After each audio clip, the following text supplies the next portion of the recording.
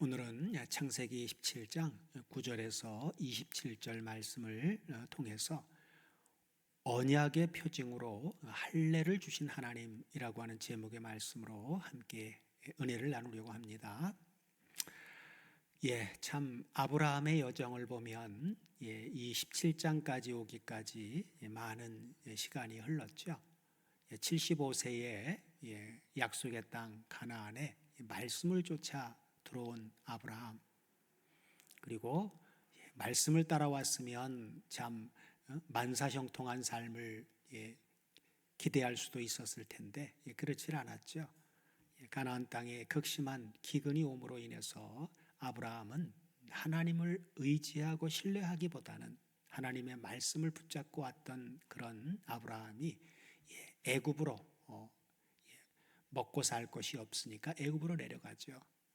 그래서 애굽에서 숱한 바로에게 아내까지 빼앗기는 그러한 고난을 겪고 하나님만을 의지하고 의뢰하는 그런 아브라함으로, 그리고 다시금 제자리로 베델과 아이 사이로 와서 자리를 잡게 되는데, 이제 또 조카 롯과 또 롯의 종들과 아브라함의 이제 수하들의 너무 많다 보니까 서로 다툼이 일어난 것을 통해서 롯과 헤어지는 역사가 또 있었죠.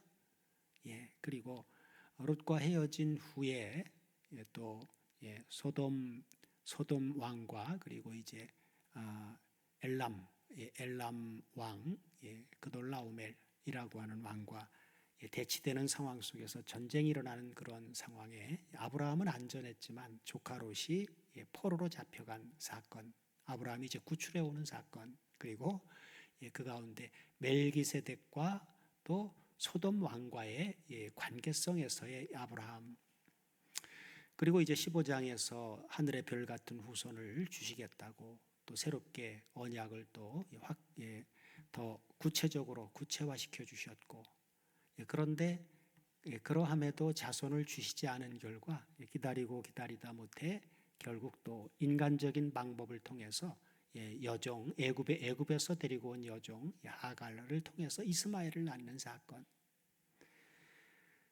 그러나 이제 하나님의 약속은 이스마엘도 아니었죠. 그래서 17장에 와서 아브라함과 사라의 이제 이름을 계명해 주시면서 드디어 이제 아브라함의 몸에서 날 자, 또 더 구체적으로 이제 아브라함의 아내 사라를 통해서 낳을 이삭과 언약을 세울 것을 얘기하면서, 지난주 나눈 본문을 보면 거기에 새 언약의 내용을 아주 구체화해서 최초로 말씀해 주신 내용이 지난주 본문이었죠. 오늘 본문은 바로 새 언약의 말씀을 아브라함에게 구체화해서 주시면서 바로 그 언약의 증표로 주신 할례에 대한 내용인데, 자, 같이 보시면 아브라함에게 영원한 언약인 새 언약의 말씀을 구체적으로 주신 전능한 하나님께서는 무엇을 명하시는지 9절 이하를 한번 보시면, 하나님이 또 아브라함에게 이르시되 그런즉 너는 내 언약을 지키고 내 후손도 대대로 지키라. 그러면서 이제 10절에 너희 중 남자는 다 할례를 받으라. 할례를 명하시죠. 그러면서 이것이 나와 너희와 너희 후손 사이에 지킬 내 언약이라 하시고 바로 이제 할례를 명해 주시죠. 자, 하나님께서 아브라함과 그의 후손에게 주신 이 할례의 의미는 무엇일까요? 11절 이하를 같이 보시면, 너희는 양피를 베어라. 이것이 나와 너희 사이의 언약의 표징이니라. 그러시면서 연결해서 대대로 남자는 집에서 난 자나 혹 너희 자손이 아니요 이방 사람에게서 돈으로 산 자를 물어나고 난 지 8일 만에 할례를 받을 것이라. 너희 집에서 난 자든지 또 너희 돈으로 산 자든지 할례를 받아야 하리니 이에 내 언약이, 하나님의 언약이 너희들의 살에 있어 영원한 언약이 되려니와 하고, 바로 11절에 보면 할례는 무엇으로 준 거예요? 언약의 표징이라고 말씀하죠. 언약의 표징. 그래서 11절에 너희는 양피를 베어라 이렇게 이제 우리말로 번역이 되어져 있는 부분인데, 양피를이라고 하는 부분을 한번 원문을 잠깐 살펴보면, 자, 이 부분이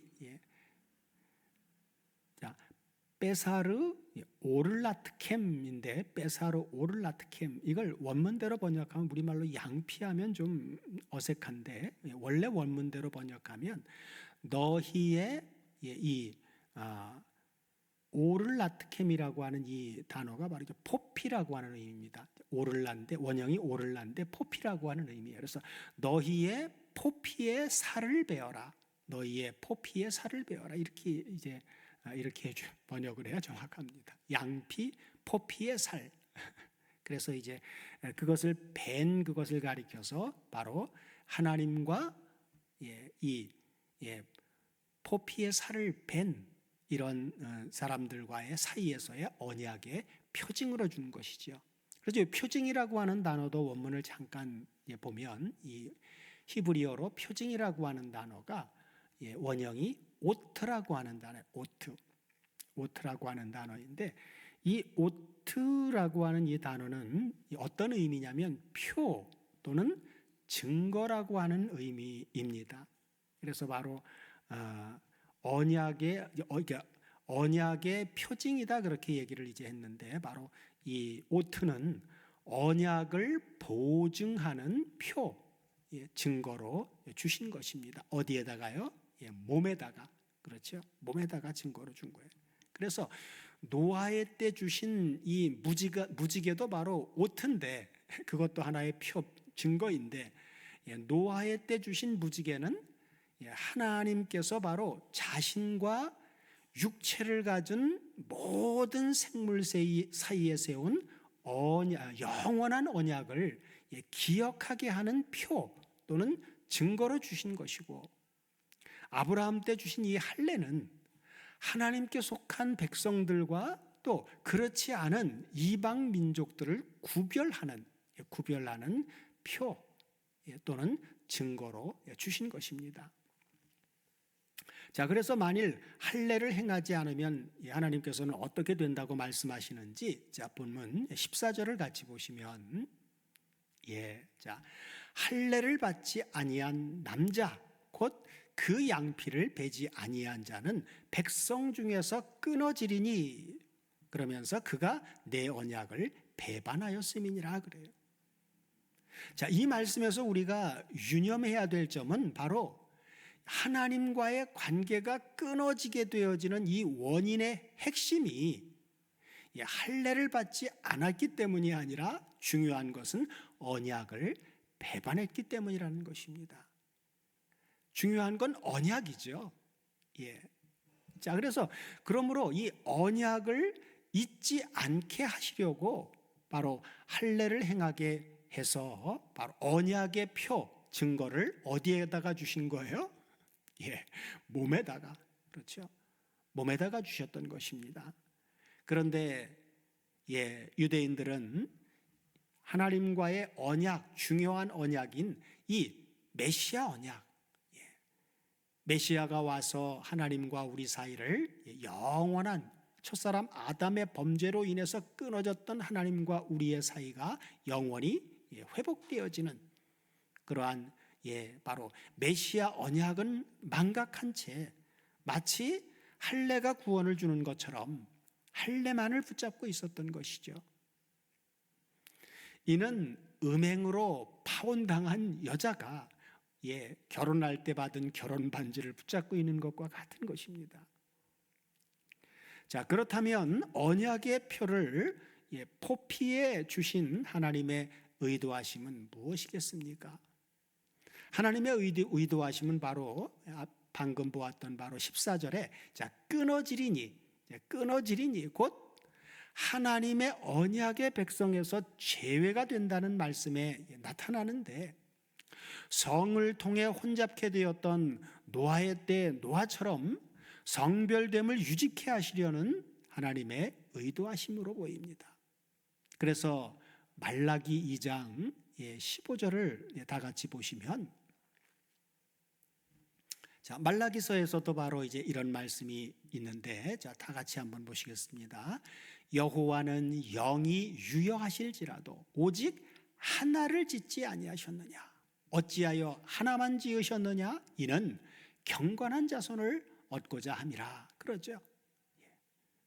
그래서 자, 여기에 보면 경건한 자손을 얻으려 함이라고 하는 이 부분도 원문을 보면 경건한이라고 번역된 단어가 원문을 통해서 보면 뭐로 나오냐면 원형이 경건한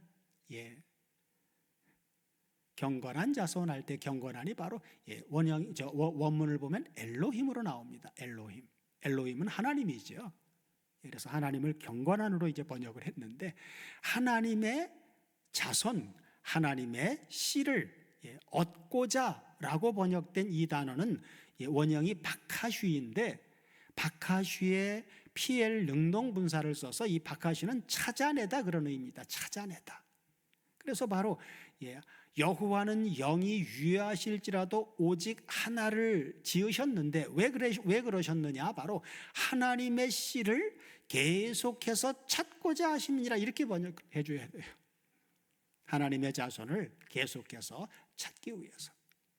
그렇죠. 모든 하나님의 씨를, 하나님의 자녀들을 찾기 위해서 그랬다고 말이에요. 그래서 바로 이것은 아담 한 사람을 짓고 그의 갈빗대로 돕는 배필 하와를 만들어서 둘이 한 몸이 되라 하신 이 말씀의 성취로 그리스도와 교회가 하나 되게 하실 것을 말씀한 것이죠. 그래서 바로 고린도전서 15장 45절에서는 영이 유여하실지라도 하나를 지었다라고 할 때 그 하나를 바로 마지막 아담을 가리켜서 뭐라고요? 살려주는 영이라고 얘기를 하죠.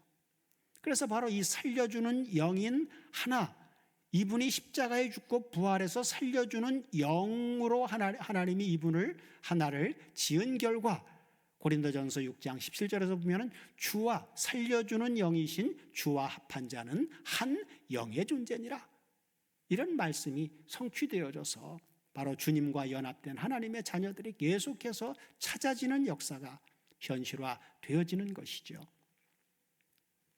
그래서 아브라함에게 주신 이 언약의 표, 증거, 포피를 베는 몸에 포피를 베는 이러한 바로 할례라고 하는 것.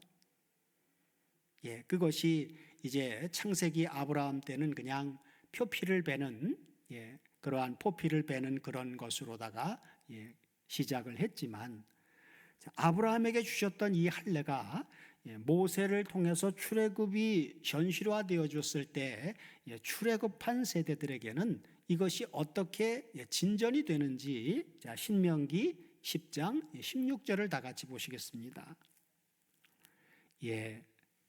몸의 증거로 주었던 아브라함 때 할례가 신명기 10장 16절을 보면 이제 진전이 되죠. 자, 그러므로 너희는 어디에다가 할례를 행하라고요? 몸이 아니라 마음의 할례를 행하고 다시는 목을 곧게 하지 말라. 그래서 몸이 아닌 마음의 할례로 진전이 되죠. 그 다음에 신명기, 여기에서는 마음의 할례를 누가 너희가 행하라고 해놓으셨는데, 신명기 30장 6절에서는 또 너희 보고 마음의 할례를 행하라고 하신 그 하나님께서, 내 하나님 여호와께서 내 마음과 내 자손의 마음에 할례를 베푸사 그래요. 여긴 너희가 행하는 게 아니라 하나님이 할례를 베풀어 주신다고 그래요. 그렇죠? 그래서 너로 마음을 다하며 성품을 다하여 내 하나님 여호와를 사랑하게 하사 너로 생명을 얻게 하실 것이며, 이렇게 말씀해 주고 있죠. 우리가 우리 마음의 할례를 우리 스스로 행할 수가 없어요. 그러니 하나님께서 우리 마음의 할례를 베풀어 주시고, 그리고 마음을 다하고 성품을 다해서 하나님을 사랑하게 해주신다는 거예요. 이 엎드려 절받기라고 하는 말 들어보셨죠? 엎드려 절받기. 하나님의 자녀들이 바로 그런 겁니다. 그래서 자, 예레미야를 통해서도 바로 이제 할례 문제를 이렇게 이제 말씀해 주시는데, 예레미야서 4장 4절도 같이 한번 보시겠습니다. 유다인과 예루살렘 거민들아, 너희는 스스로 할례를 여기도 스스로 할례를 행하여 그래요. 그러면서 뒤에 뭐라고요? 너희 마음 가죽을 베고 그래요. 마음에 무슨 가죽이 있습니까? 그죠? 여기 가죽이라고 하는 단어가 원문을 보면 바로 아브라함 때 할례를 살에 바로 몸에 포피, 살에 포피를 베라고 할 때 그 오를라라고 하는 단어하고 똑같은 단어예요. 여기는 이제 포피라고 하는 그렇게 번역을 하지 않고 가죽이라고 번역을 했어요. 그죠? 마음 가죽을 베라. 자, 그래서 한글로 다시 돌아가 보면 너희 마음 가죽 포피를 베고 마음에 덮여 있는 포피를 베어내고, 그것은 바로 왜 그래야 돼요? 그래야만 나 여호와께 속하라 그래요. 마음의 할례가 주어져야만 하나님께 속했다라고 하는 속하게 된다 그 말이죠. 자, 그러면서 그렇지 아니하면 너희 행악을 인하여 나의 분노가 불같이 발하여 살으리니 그것을 끌 자가 없으리라 하고 말씀해 주고 있죠. 자, 그리고 예레미야서 9장 25절 26절도 보시면 결국 그렇게 마음의 포피를 베어내지 않고 여호와께 속하지 않은 상태로 있다 보면 바로 결국은 이렇게 되어지는 거죠. 자, 여호와께서 말씀하시되 날이 이르면 할례 받은 자와 할례 받지 못한 자를 내가 다 벌하리니 그래요. 아니, 할례 받은 자, 할례 받지 못한 자를 벌하는 건 좋은데 날이 이르면 할례 받은 자도 벌한다는 거예요. 왜 그러냐? 바로 이유가 26절에 나와 있죠. 그래서 할례 받은 자와 할례 받지 못한 자들이 어떤 사람들인지, 자, 곧 애굽과 유다와 에돔과 암몬 자손과 모압과 및 광야에 거하여 그 머리털을 모지게 깎은 자들에게라. 그러면서 자, 대저 열방은 할례 받지 못하였고, 그렇죠. 이방인들은 할례 받은 사람들이 아니에요. 이 육적 할례를 말해주고 있는 것이죠. 자, 그 다음에 뒤에 보면 이스라엘은 무슨 할례를 받지 못했어요? 육적 할례는 받았는데 마음의 할례를 받지 못하였기 때문에 그런 것이죠. 그래서 육적인 할례를 받았지만 마음의 할례를 받지 못했기 때문에 결국은 다 심판을 받게 되어진다고 말이에요. 중요한 건 바로 마음의 할례죠. 육적 할례만 중요한 게 아니라 마음의 할례. 그래서 이제 자, 에스겔서를 통해서 보면 에스겔서에서는 그래서 두 가지 할례를 동시에 말해주고 있는데, 자, 에스겔서 44장 9절을 한번 보겠습니다. 자, 나 주 여호와가 말하노라. 이스라엘 족속 중에 있는 이방인 중에, 그렇죠? 이방인 중에. 그러면서 이방인은 몸의 할례도 안 받은 사람이고 마음의 할례도 안 받은 사람이에요. 그러니까 이방인 중에 마음과 몸이 할례를 받지 아니한 이방인은 내 성소에 들어오지 못하리라 그래요. 그래서 할례는 몸에만 아니라 마음에도 같이 받아야 되는 것이죠. 그래서 바로 아브라함에게 주었던 몸의 일부를 베어내는 그런 몸의 포피를 베어내는 할례, 그것이 뒤로 진전되어지면서 바로 마음의 할례가 더 추가가 되어지죠. 이것이 신약 성경으로 오면 바울 서신에 골로새서 2장 11절을 보면 바로 신약 성경에서 이렇게 할례에 대한 사건을 이렇게 해설을 해주고 있습니다. 자, 또 그 안에서 그는 바로 십자가에 죽었다 부활하신 우리 주 예수 그리스도죠. 자, 예수 그리스도 안에서 너희가 소원으로 하지 아니한 할례를 받았으니 곧 육적 몸을 벗는 것이요 그리스도의 할례니라 하고 말씀해 주고 있습니다. 자, 우리말로 육적 몸을 벗는 것이요 이렇게 되어진 부분을 원문을 통해서 보면 육적 몸을 벗는다라고 되어져 있는데 원문을 보면 어떻게 나와 있습니까? 엔테, 앞에 뭐냐, 잘 작아서 아페크디세이, 투 소마토스, 그리고 톤 하마르티온, 테스, 사르코스 그렇게 나와 있어요. 그렇죠? 스테판본에는 톤 하마르티온이라고 하는 단어가 더 추가가 되어 있습니다. 그래서 원문대로 번역하면 테스 사르코스는 소유격이니까 육적이 아니라 육신의, 사르코스는 육신이죠. 육신 또는 육체예요. 그래서 육체의, 스테판본대로 번역하면 육체의 죄의 몸을 벗어버리는 거예요. 그리고 알란드 사본대로 번역하면 육체의 몸을, 소마라고 하는 몸을 벗어버리는 거고요. 그래서 죄의 몸을 벗어버리는 것이죠. 죄의 몸. 그래서 육신의 죄의 몸을 벗어버리는 것이, 이것이 바로 그리스도의 할례이다. 그리고 이 할례를 골로새서 2장 바로 다음 절 12절로 보면 할례를 단어를 바꿔버려요. 무엇으로요? 한글로 세례라고 하는 단어, 밥티스마라고 하는 단어인데, 자, 너희가 세례, 밥티스마로 그리스도와 함께 장사되고 또 죽은 자들 가운데서 그를 일으키신 하나님의 역사를 믿음으로 말미암아 그 안에서 함께 일으키심을 받았느니라 그래요. 바로 그리스도와 함께 밥티스마라고 하는 밥티조로 그리스도와 함께 장사되어진 바 된 이 되고라고 하는 사건, 이것을 다른 말로 표현할 땐 뒤에 또 죽은 자들 가운데서 그를 일으키신 하나님의 역사를 믿음으로 된 것이죠. 그 결과 그 안에서 우리가 함께 일으키심을 받았느니라 하고 말씀해 주고 있습니다. 그래서 새 언약 안에 와서 실상으로 드러내 보니까 구약의 아브라함의 할례는 남자만 받았죠. 그리고 몸의 일부인 포피만 베어내는 그런 할례였어요. 그러나 새 언약으로 와서는 그런 것이 아니죠.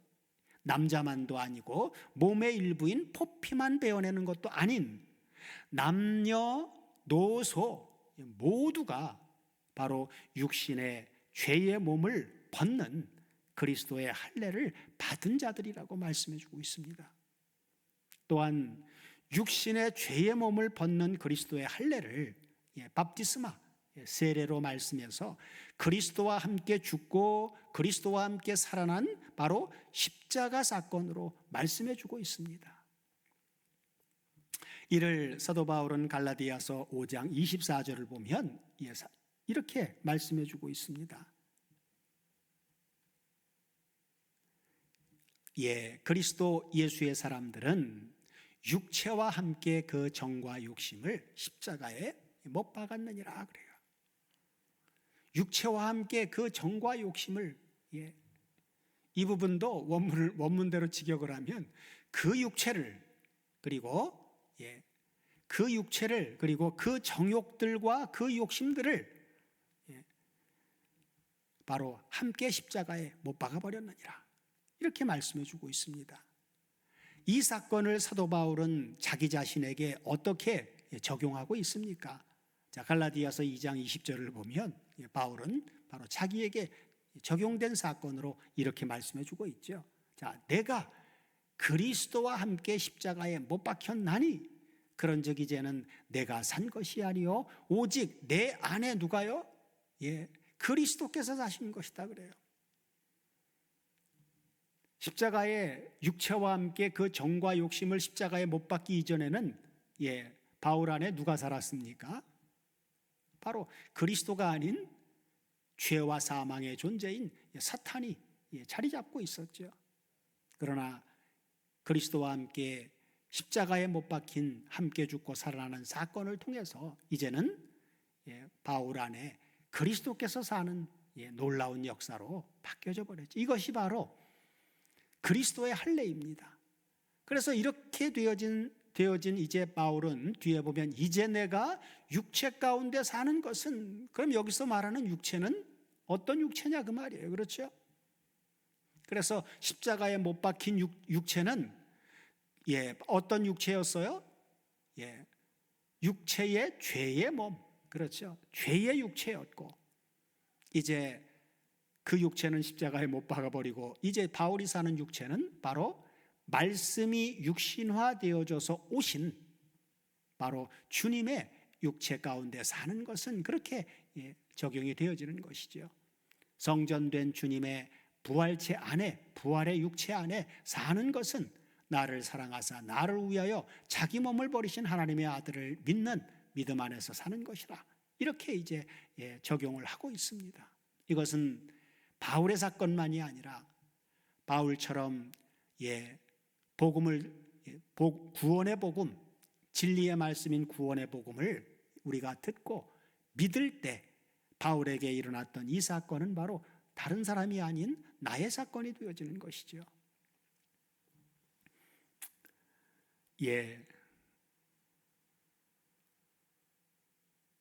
또한 아브라함에게 할례의 표 증거를 준 사건, 그것을 바로 이제 사도 바울은 로마서 4장 10절 이하를 보면 아브라함이 할례의 표 증거를 받은 것을 무엇으로 말씀해 주고 있는지, 자, 로마서 4장 10절 이하를 보면 이렇게 말씀해 주고 있습니다. 자, 그런즉 이를 어떻게 여기셨느냐? 할례시냐 무할례시냐? 할례시가 아니라 무할례시라 그래요. 그런즉 이를 어떻게 여기셨느냐라고 하는 건 바로 뭐예요? 아브라함이 의롭게 되어진 게 할례시의 의롭다함을 받은 거냐, 아니면 무할례시의 의롭다함을 받은 거냐, 그러면서 할례시가 아니라 바로 무할례시의 의롭다함을 받았다라고 얘기를 하는 거죠. 그러면서 11절 보면 할례의 표를 주신 이유를 이렇게 말씀해 주고 있어요. 저가 할례의 표 증거를 받은 것은 무할례시의 믿음으로 된 의를 뭐한 거라고요? 인친 것이다, 그렇게 말씀해 주고 있어요. 할례는 무할례시에 하나님이 믿음으로 된 그 의를 하나님이 그래 너 네 믿음으로 된 의 내가 인정해 줄게 하고 인쳐버렸단 말이에요. 그러면서 이는 무할례자로서 모든 믿는 자의 조상이 되어 저희로 의로 여기심을 얻게 하려 하심이니라 하고 말씀해 주고 있죠. 그래서 신약의 성도들에게는 할례가 바로 이제 밥티스마라고 하는 세례로 발전되었고, 그리고 언약의 표징, 그리고 이 언약의 표 증거가 무엇으로요? 성령의 인치심으로 주어졌다는 것입니다. 그래서 로마서 2장 앞에 29절을 보면 그래서 할례를 이렇게 설명해 주고 있습니다. 자, 오직 이면적 유대인이 유대인이며, 그리고 할례는 어디에다가 한다고요? 몸이 아닌 마음에 할지니. 그러면서 마음에 하는 할례를 가리켜서 무엇에 있다? 신령에 있고 의문에 있지 아니한 것이라. 그 칭찬이 사람에게서가 아니요 다만 하나님에게서니라 하고 말씀해 주고 있어요. 그렇죠? 그래서 자, 이면적 유대인이 유대인이며, 그러면서 할례는, 몸의 할례는 유대인들은 다 받았잖아요. 그렇죠? 그러나 그게 중요한 게 아니다 그 말이에요. 중요한 할례는 마음에 해야 되는데, 이 마음의 할례는 어디에 있다고요? 의문에 있는 것이 아니라 신령에 있다. 신령에 있다는 게 무슨 말이에요? 그래서 여기 신령에 있다라고 하는 부분도 원문을 같이 보시면 우리말로 신령에 있고 그렇게 번역을 했는데, 원문을 통해서 보면 바로 뭐예요? 엔 프리마티로 나와요. 엔 프리마티. 그렇죠? 영 안에 있다 그 말이에요. 마음의 할례는 성령 안에서 되어지는 것이다 그 말이에요. 그래서 복음을 들을 때 그 듣는 자들에게 바로 성령이 임하게 되어지면 바로 마음의 할례가 현실화되어지는 것이죠. 그래서 로마서 8장 9절을 보면 엔프리마티라고 하는 이 성령 안에 있는 이 사건을 이렇게 말씀해 주고 있죠. 자, 만일 너희 속에 하나님의 영이 거주하시면 너희가 육신 안에 있지 아니하고 엔프리마티 영 안에 있나니 누구든지 그리스도의 영이 없으면 그리스도의 사람이 아니라 라고 말씀해 주고 있죠. 그래서 엔프리마티라고 하는 영 안에 있게 되어지는 사건은, 영 안에 있게 되어지는 이 성령의 밥티조는 결국 속에 하나님의 영이 거주하게 만들어주는 역사다 그 말이에요. 그래서 바로 마음의 할례는 성령 안에서 엔프리마티의 상태에서 현실화되어진다라고 하는 것을 알 수가 있죠. 사도행전 7장 51절도 같이 보시면 스데반이 성령이 충만해서 복음을 전할 때 바로 스데반을 대적하는 그러한 유대인들을 향해서 한 말인데, 자, 목이 곧고 마음과 귀의 할례를 받지 못한 사람들아, 너희가 항상 성령을 거스려 너희 조상과 같이 너희도 하는도다 그래요. 그래서 성령 안에서의 밥티조가 주어지지 않으면, 마음의 할례가 주어지지 않으니까 하나님의 말씀을 들을 수가 없어요. 그러니까 마음과 귀의 할례를 받지 못한 사람들이다 그렇게 얘기를 해준단 말이에요. 성령 안에 있는 존재가 만들어지질 않으니까 육체 안에 있는 자들, 그렇죠?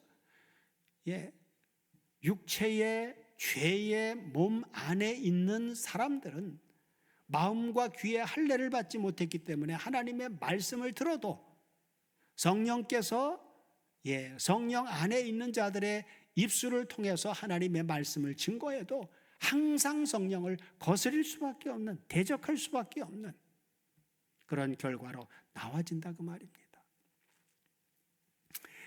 그래서 구약에 이 믿음의 조상 아브라함 때에 주신 이 언약의 표, 언약의 증거인 할례를 어디에다가요? 몸에 두셨죠. 몸에 두게 하신 이유는 바로 언약에 대해 성실치 못한 인간의 건망증을 아시는 하나님께서 때마다 그들의 몸에 두신 언약의 표를 보고, 그것을 보고 늘 보게 하심으로 자기 자신의 정체성을 깨닫게 하셔서 성민, 곧 하나님의 언약의 백성이라고 하는 성별됨을 그들 스스로 뿐만 아니라 자손 대대로 지키게 하기 위해서 그렇게 주셨다고 봅니다. 이어서 창세기 17장 15절 이하를 같이 보시면, 하나님이 또 아브라함에게 이르시되 내 아내 사레는 이름을 사레라 하지 말고 그 이름을 사라라 하라. 내가 그에게 복을 주어 그로 내게 아들을 낳아주게 하며 내가 그에게 복을 주어 그로 열국의 어미가 되게 하리니 민족의 열왕이 그에게서 나리라. 그래서 열국의 어미가 되게 하리니 하신 이 주제는 위로는 생명의 어미라고 한 하와와 결부되어지고, 아래로는 너는 천만인의 어미가 될지라 하신 리브가와 연결이 되는 아주 중요한 말씀으로, 이것은 바로 그리스도가 탄생하시게 될 통로를 가리키는 말씀입니다. 자, 위와 같은 전능하신 하나님의 말씀을 들은 아브라함은 어떻게 반응했습니까? 17절 연결해서 보시면, 아브라함이 엎드려 웃으며 심중에 이르되 100세 된 사람이 어찌 자식을 낳을까? 사라는 90세니 어찌 생산하리요 하고, 아브라함이 이에 하나님께 고하되 이스마엘이나 하나님 앞에 살기를 원하나이다 하고, 아브라함은 전능하신 하나님의 말씀을 무엇으로요? 농담으로 여깁니다. 이런 아브라함의 반응에도 전능하신 하나님께서는 어떻게 말씀하십니까? 자, 19절 연결해서 보시면, 하나님이 가라사대 아니라 내 아내 사라가 정녕 내게 아들을 낳으리니 너는 그 이름을 이삭이라 하라. 내가 그와 내 언약을 세우리니 그의 후손에게 영원한 언약이 되리라. 그러면서 아브라함이 이스마엘이나 내 앞에 살기를 원하나이다 그랬던 이스마엘에게 이르러는 내가 아브라함 내 말을 들었나니 내가 그에게 복을 주어 생육이 중다하여 그로 크게 번성할지라. 그가 12방백을 낳으리니 내가 그로 큰 나라가 되게 하려니와 하고 말씀하죠. 아브라함은 이스마엘이나 하나님 앞에서 살기를 원하나이다 하고 이스마엘로 만족하려 했지만, 전능하신 하나님께서는 21절에서 구체적으로 두 가지를 말씀해 주십니다. 자, 21절 다 같이 보시면, 내 언약은 내가 명년 이 기한에 사라가 내게 낳을 이삭과 세우리라. 그렇죠? 자, 이렇게 말씀하셨어요. 그래서 그 첫째는 바로 뭐예요? 하갈이 낳은 이스마엘이 아니라 사라가 낳은 이삭과 언약을 세우실 것을 말씀하시고, 그 다음에 둘째는 명년 이 기한에, 그렇죠? 명년 이 기한에. 자, 바로 명년 이 기한이라고 하는 건 무슨 말이에요? 내년 이 시기에, 그렇죠? 내년 이 시기에 사라가 내게 이삭을 낳을 것이라고 드디어 그 이삭을 낳을 그 시기를 아주 확정해 주시죠. 그런 후에 이제 22절, 23절을 다 같이 보시면, 자, 22절에서 하나님이 아브라함과 말씀을 마치시고 그를 떠나 올라가셨더라 그래요. 어디로 올라가셨어요? 3차원 공간인 지구상에 오셨다가 천상으로 가신 거죠. 자, 그래서 23절 연결해서 보시면 이제 하나님이 떠나시고 나니까 하나님의 명대로 이에 아브라함이 하나님이 자기에게 말씀하신 대로 이날에 그 아들 이스마엘과 집에서 생장한 모든 자와 돈으로 산 모든 자 곧 아브라함의 집사람 중 모든 남자를 데려다가 그 양피를 베었으니 하고 당일에 하나님의 말씀대로 다 준행한 것으로 17장은 마칩니다. 사랑하는 다솜교회 가족 여러분, 우리는 17장을 통해서 하나님의 주권이 얼마나 강력한가를 보았습니다. 우리가 신앙생활을 하다가 피곤하여지고 낙심하게 되는 이유는 무엇입니까? 전능하신 하나님의 말씀을 믿는 믿음이 연약하기 때문이죠. 이는 인간의 이성으로 자기 생각이 앞서 자신의 생각으로, 바로 자신의 생각보다 더 크신 전능하신 우리 아버지 하나님의 주재권을 망각했기 때문입니다. 하나님께서는 오늘도 여지없이 우리에게 뭐라고요? 나는 전능한 하나님이라. 너는 내 앞에서 행하여 완전하라. 그러시면서 내가 하리니 너는 될 것이다 하고 말씀하십니다. 우리 모두로 모든 신령한 지혜와 총명의 하나님의 뜻을 아는 것으로 우리에게 풍성히 채워주심으로 전능하신 하나님의 주권 앞에 무릎 꿇고 엎드리는, 하나님만을 의뢰하는, 그리고 하나님만을 기쁘시게 하는 하나님의 기쁨이 되는 삶을 날마다 살게 해주시기를 우리 주 그리스도 예수의 이름으로 축원드립니다.